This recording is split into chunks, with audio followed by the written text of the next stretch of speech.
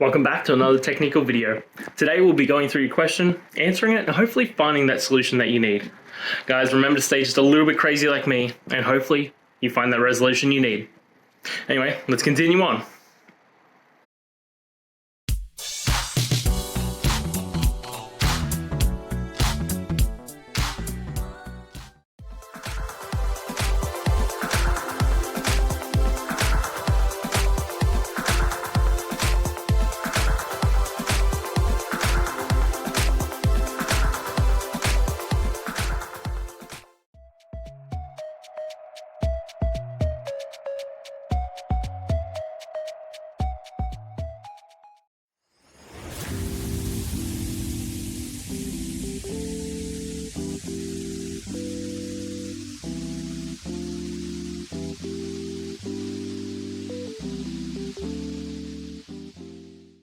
And guys, that's it.